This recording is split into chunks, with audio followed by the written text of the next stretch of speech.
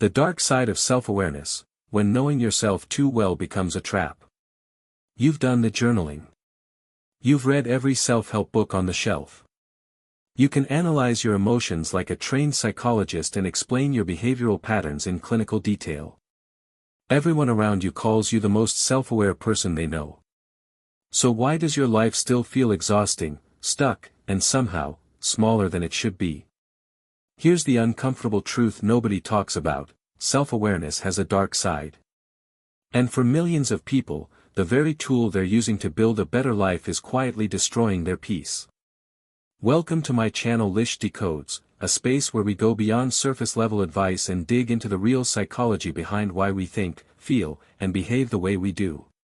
Today, we're tackling something that sounds almost paradoxical: the idea that too much self-awareness can actually lower your quality of life.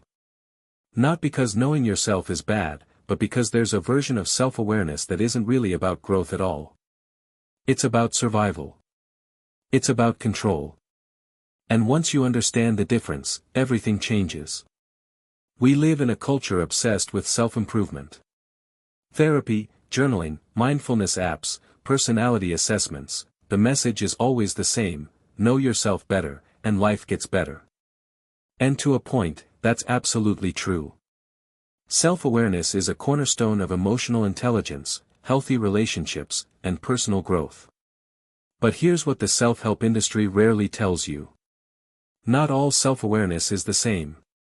Psychology draws a sharp and important line between two very different mental states: healthy metacognition and hypervigilance. And confusing one for the other could be costing you more than you realize. Healthy metacognition is open, curious, and compassionate. It's the ability to step back, observe your thoughts and feelings, understand your limitations, and use that understanding as a foundation to grow. It helps you take perspective, communicate better, and build genuine emotional depth. It is the engine of real, lasting personal development. Hypervigilance, on the other hand, is something else entirely. It looks like self-awareness on the surface, but underneath, it is a coping mechanism. It is a trauma response. It often begins in childhood, in homes where you had to constantly monitor your own behavior and read the emotional temperature of the people around you just to feel safe. Your brain learned early that if you could just understand and control everything about yourself, you could avoid pain. You could stay loved. You could survive. That hyper-aware child grew up. But the survival strategy never left. So how do you know which one you're living with? There are 3 telling signs. The first is analysis paralysis. Healthy self-awareness gives you clarity. It points you toward action. But hypervigilant self-awareness keeps you spinning. You overthink every decision, replay every conversation, and map out every possible outcome until the weight of it all stops you completely. You're not problem-solving. You're trying to predict and control a future that was never yours to control.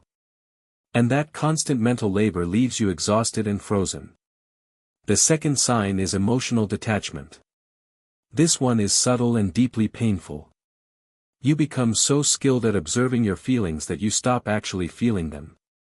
You can name your anxiety with impressive precision, you understand the physiological response, the cognitive trigger, the behavioral pattern it creates. But you cannot simply sit with the raw, unfiltered human experience of being scared, or sad, or overwhelmed. You've turned your inner world into a laboratory. And somewhere in all that analysis, you lost the ability to just live. Think of it this way.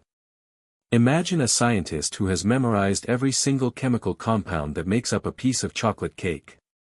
They can describe it in extraordinary detail. But they have never once just tasted it and let themselves enjoy the sweetness.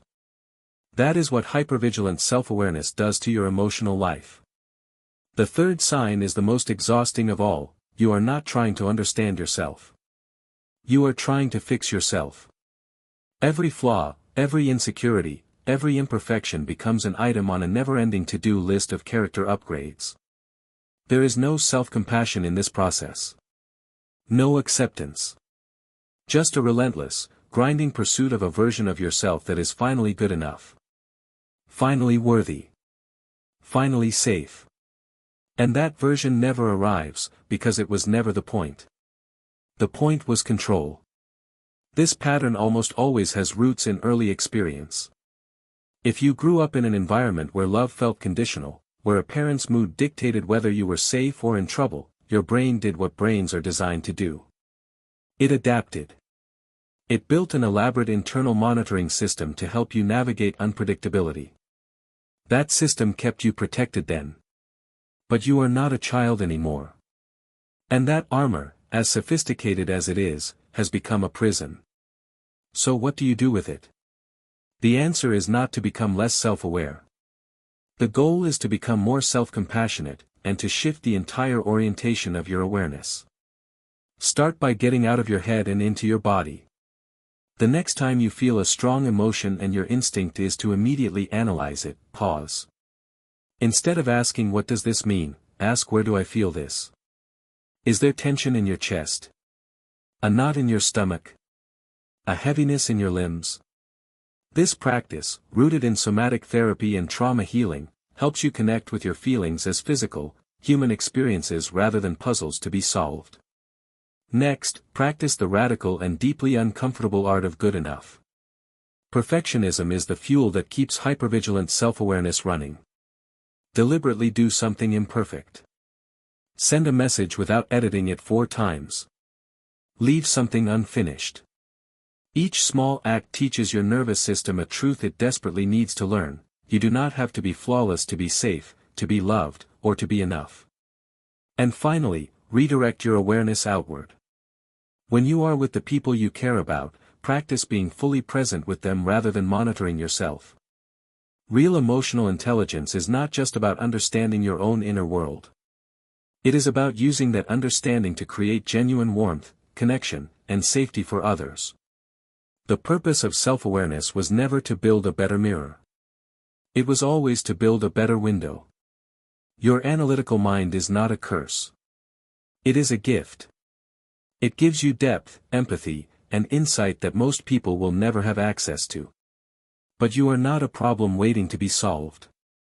You are a human being who deserves to be experienced, not just examined. Healing is not about thinking less.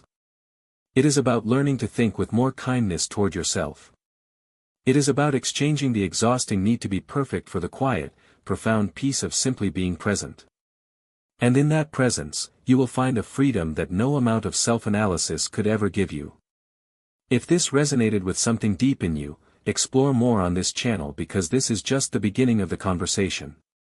Share this with someone who needs to hear it today.